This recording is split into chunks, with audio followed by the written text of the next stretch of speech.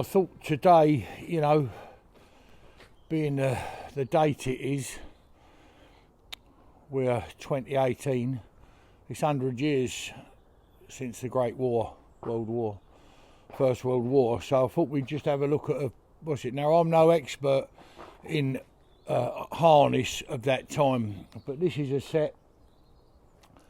It's had a couple of new bits added, but this is a set, and the date stamp on it is 1892.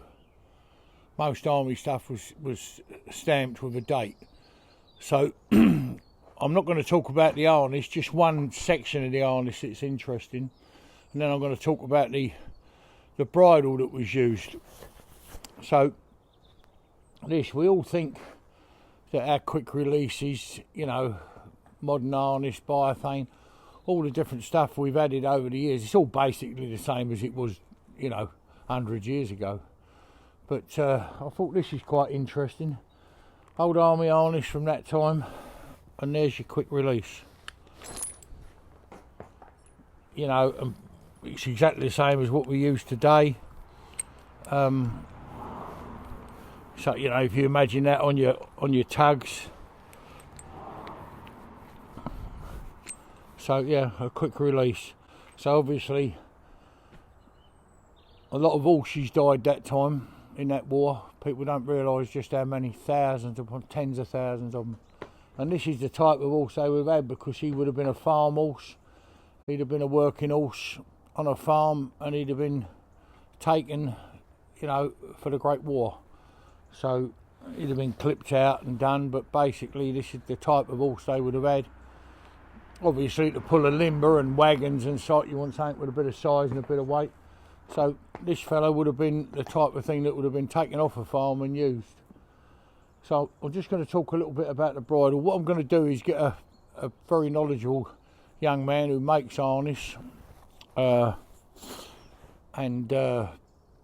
he's going to come down with an officer as well, and we're going to go through the harness, every bit of it and how it was used, which I think would be really interesting, you know, for a lot of people.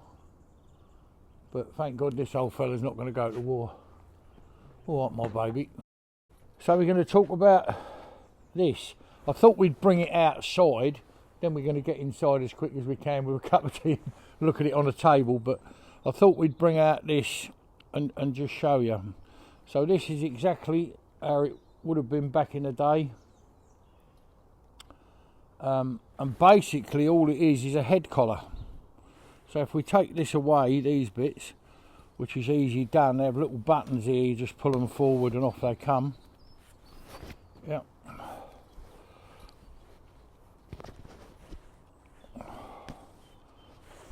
We take that piece off, and then we can release this brow band just by undoing the straps and take this out, and basically we're left with a head collar. Everything had roller buckles on, like here had the roller buckles on. We'll look at them inside. Notice on this there's always roller buckles everywhere, and I've often thought, you know, why so many roller buckles on the stuff? But if you think about it, in the conditions they worked, it'd be covered in mud, and a roller buckle would be nice and easy to undo the harness. So anyway, come on, my baby, up we go. Here's good lad.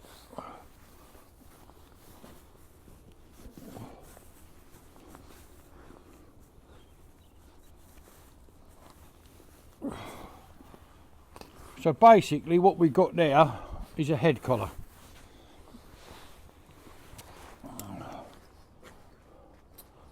Or what's referred to in I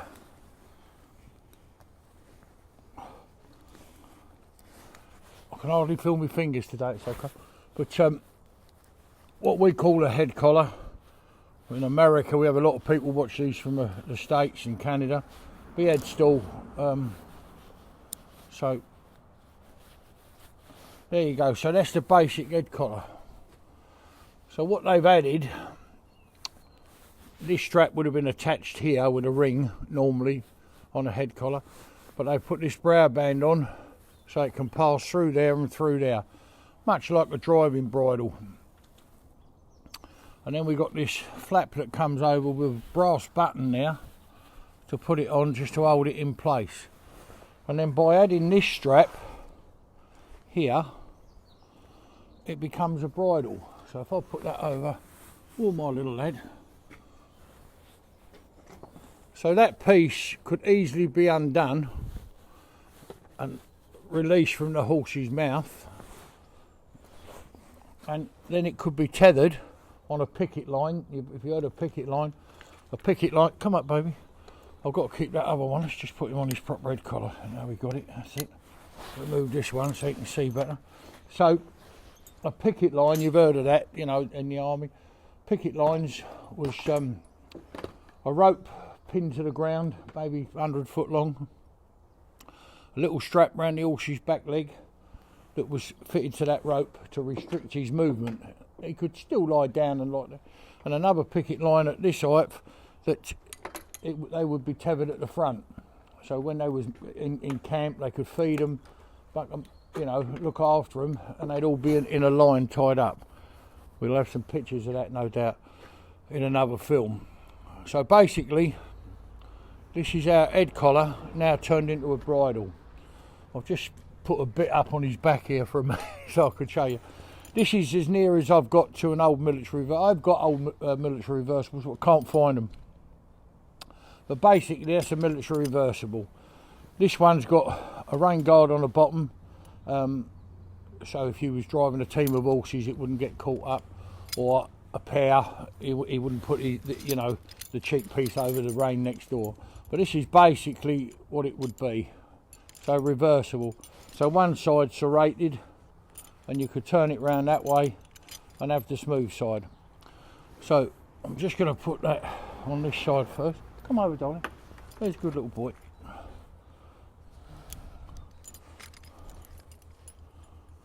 So all had roller buckles, and obviously when they was in the mud and slosh, and where they had to work and pull these great loads of wagons, and roller buckles was a good idea because you could get them undone quickly. There my darling. There's a good little boy. Come on sweetheart, that's it.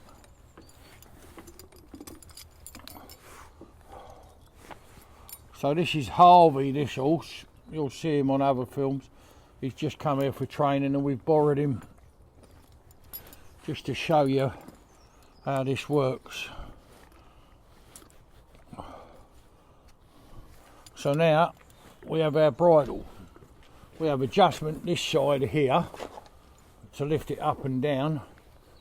Let's get it the right height for the horse. About there, and we put our button on that side.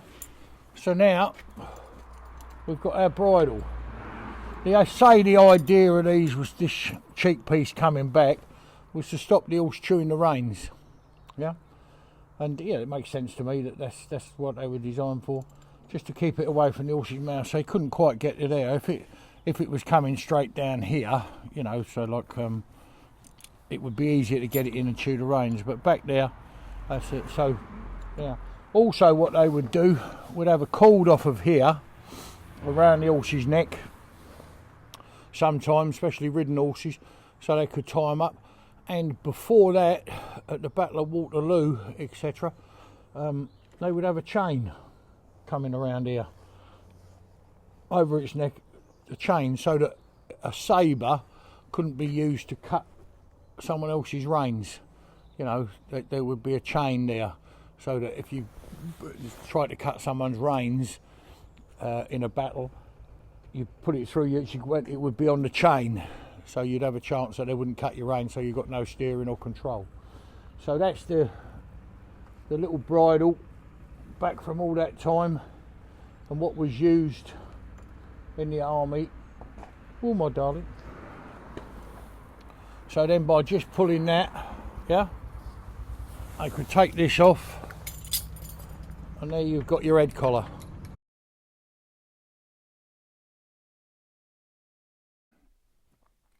So just by adding this to this, it becomes a bridle. So if you look here, there's a little flap, lifts up with a brass button, can you see? And that's it, fixed. Now it's held on, yeah? And it becomes a bridle. There, on that side, little flap, put that inside. Wonderful idea this is, and never comes apart. That's what amazes me, just like a little buttonhole. And there you go. So that would be your bridle.